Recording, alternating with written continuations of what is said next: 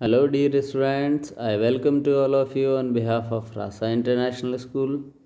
Students, today in this video we are going to cover the part 2 of chapter 7 determiners from English language of class 10th. This part is given on page number 162 and 163. So students, without any delay, let's start. चलिए शुरू करते हैं.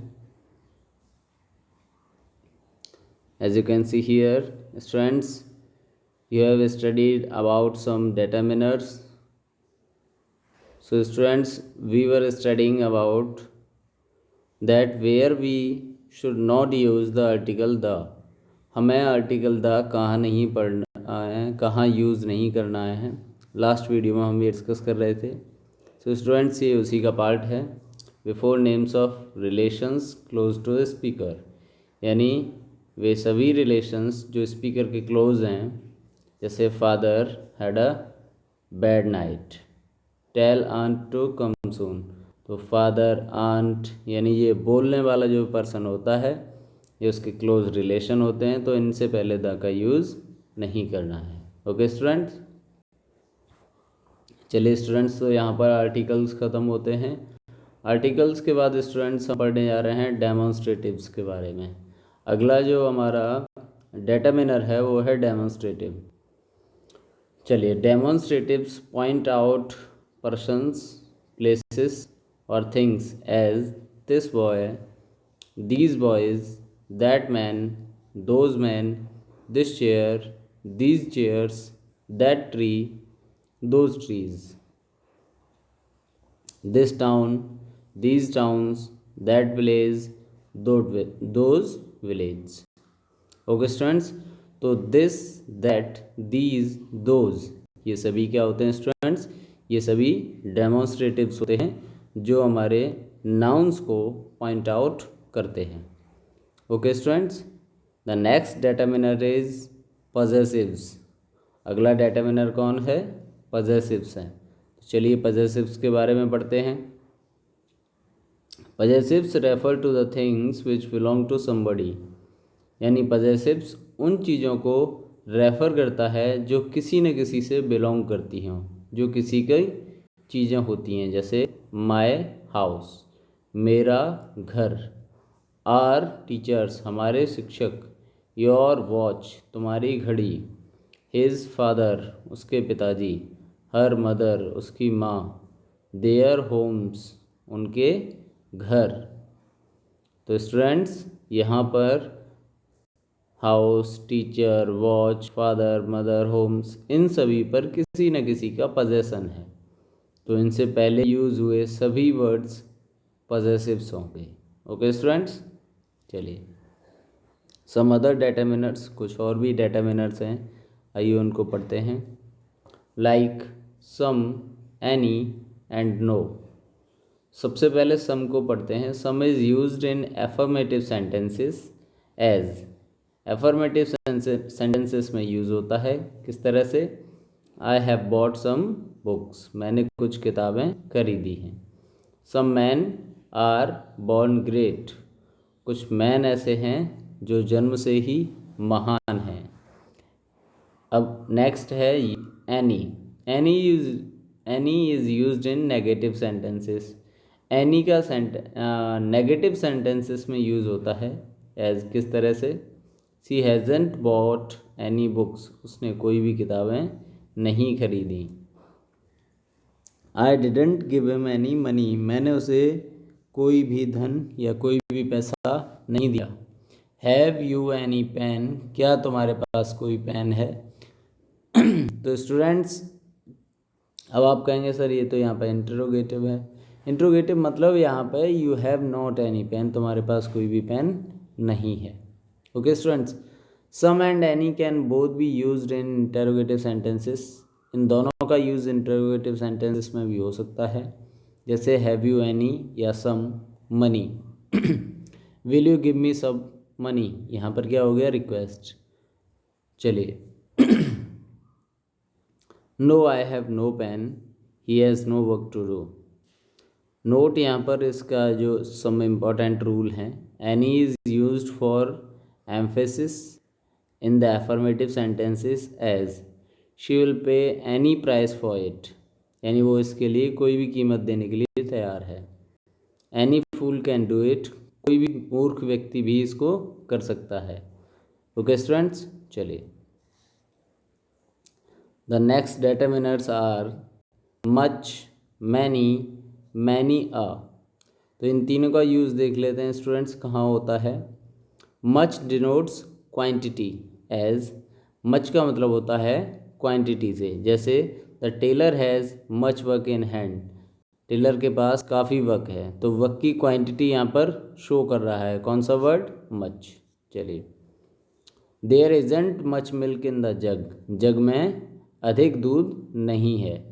Take as much as you want, उतना ले लो जितना तुम चाहते हो।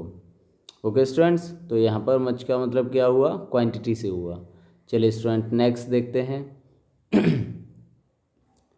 Many, many denotes numbers as, students दोनों का मतलब क्वांटिटी से ही है, बट जो मैनी है वो नंबर्स में क्वांटिटी शो करता है काउंटेबल नाउन्स की, और मच अनकाउंटेबल नाउन्स की। जैसे many people went to see the Barkha dam, sorry यहाँ पर भाखड़ा डैम हो जाएगा, क्या हो जाएगा, भाखड़ा डैम। तो बहुत सारे लोग कहाँ गए, भाखड़ा डैम देखने गए। दे हैवंट मैनी बुक्स, उनके पास काफ़ी बुक्स नहीं है। Students many a means times, many a का मतलब होता है टाइम्स यानी कई बार। It always followed by a singular noun and therefore takes a singular verb as many a man has died at sea, काफ़ी सारे लोग कहाँ, समुद्र में मर जाते हैं, है ना, मारे जाते हैं। Many man have died at sea, अब यहाँ पर मैनी मैन बोल दिया तो यहाँ पर एक ही बार में काफ़ी सारे लोग मर गए, और मैनी अ मैन का मतलब होता है अलग अलग टाइम्स पे, अलग अलग टाइम पर अलग अलग प्रकार के बहुत सारे लोग मारे गए। A great many man have died at sea, a very large number of man. A great many man अगर लिखा है तो उसका मतलब है बहुत बड़ी संख्या में लोग मारे गए। Many a flower is born to blush unseen, बहुत सारे फ्लावर्स हैं वो कैसे ब्लश करते हैं, अनसीन बिना देखे हुए। Okay students, now the next is each and every. Each is used for two or more persons or things as the two girls had each a toy. 10 children stood in each row. Each girl will get one prize. Now, every is used for more than two persons or things. यानी each का use आप करेंगे तो to person और things के लिए करेंगे, और every का यूज़ more than two के लिए करेंगे। Everyone is 11 players tried to win the match. Every one of 11 players यानी 11 प्लेयर्स में से सब ने मैच को जीतने की कोशिश की। India expects every man to do his duty. Note each and every take a singular verb, और ईच और एवरी के साथ कौन सी वर्ब आती है, सिंगुलर वर्ब, इसका याद रखिए। Students, now we are going to study about few, a few, the few. Few means not many. Few का मतलब होता है ज़्यादा नहीं, hardly यानी मुश्किल से कोई, and is negative in sense as, और इसका सेंस नेगेटिव होता है। जैसे few parents attended the meeting, मतलब बहुत ही मुश्किल से बहुत कम लोगों ने मीटिंग अटेंड की। Few man can keep a secret, तो बहुत ही कम लोग ऐसे हैं जो सीक्रेट को रख सकते हैं, यानी किसी भी बात को छुपा सकते हैं। A few means student, a few का मतलब होता है some and has a positive meaning. तो फ्यू का मतलब बहुत ही मुश्किल से बहुत कम, अ फ्यू का मतलब थोड़ा बहुत, है ना, कुछ। I have read few books, मैंने कुछ किताबें पढ़ी हैं। There are few parents present, कुछ पेरेंट्स जो हैं प्रेजेंट हैं। द फ्यू का मीन्स होता है not many but all of that number, it is both negative and positive in sense. जैसे the few rupees she had were stolen, थोड़े तो रुपए उसके पास थे, वर स्टोलन चोरी हो गए। This means the rupees were not many, पैसे ज़्यादा नहीं थे, ऑल वर स्टोलन, सारे के सारे चोरी हो गए। He lost the few friends he had, उसके पास पहले ही बहुत कम फ्रेंड्स थे और वो भी क्या हो गए, लॉस्ट हो गए। ओके स्टूडेंट्स, चलिए अभी हम पढ़ने जा रहे हैं little, a little and the little को। तो students, little means not much, अधिक नहीं, हार्डली एनी, बहुत मुश्किल से कोई। It has a negative meaning, जैसे there is a little milk in the jug, तो मुश्किल से बहुत ही कम दूध था जग में। There is a little hope of her recovery, तो उसके रिकवर होने की बहुत ही कम उम्मीद थी, बहुत ही कम। अ लिटिल का मीन्स होता है थोड़ी तो है। It has a positive meaning, जैसे give him a little help, उसे थोड़ी सी मदद करो, यानी some help. A little knowledge is dangerous thing, तो जो थोड़ा ज्ञान है वो क्या होता है, डेंजरस थिंग है, खतरनाक है। द लिटिल का मीन्स वही द फ्यू की तरह, not much but all of that much, ज़्यादा नहीं है लेकिन जितना भी है पूरा है। It has both positive and negative meaning, जैसे कि he spend the little money he had, उसके पास जितना भी पैसा था उसने पूरा क्या कर दिया, खर्च कर दिया। इट मीन्स उसके पास ज़्यादा पैसा नहीं था और उसने पूरा खर्च कर दिया। तो स्टूडेंट्स, द फ्यू और द लिटिल का मतलब होता है थोड़ा लेकिन सारा का सारा, पूरा, completely.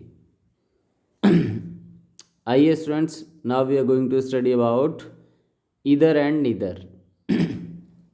Either means one of two और बोथ, मतलब दो में से कोई एक या फिर दोनों। As there are trees on either side of the road, road के दोनों साइड पर पेड़ हैं।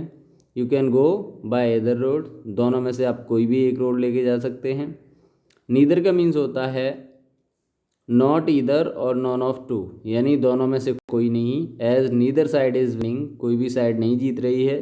शी टुक नीदर साइड, उसने दोनों में से कोई भी साइड नहीं ली। Now students, we are going to study about all and whole. What is the difference between all and whole? दोनों का मतलब होता है पूरा, सब। All denotes number as well as quantity. As all men are mortal, she drank all the milk. तो इसका number और क्वांटिटी दोनों को ही शो करता है, जबकि अ होल और the whole denotes quantity only, यानी ये नंबर को डिनोट नहीं करता, ये ओनली क्वांटिटी को डिनोट करता है। जैसे we have a whole new plan about it, the whole of the shop is on fire, तो पूरी की पूरी दुकान में आग लग गई।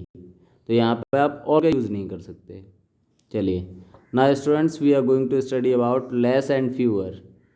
तो स्टूडेंट, दोनों का मतलब सेम होता है, लेस का मतलब भी कम, फ्यूअर का मतलब भी कम। Less denotes quantity, as he ate less than I did, उसने कम खाया मुझसे जितना कि मैंने खाया उससे कम। He had less money than Mukherjee, Mukherjee से कम पैसा है उसके पास।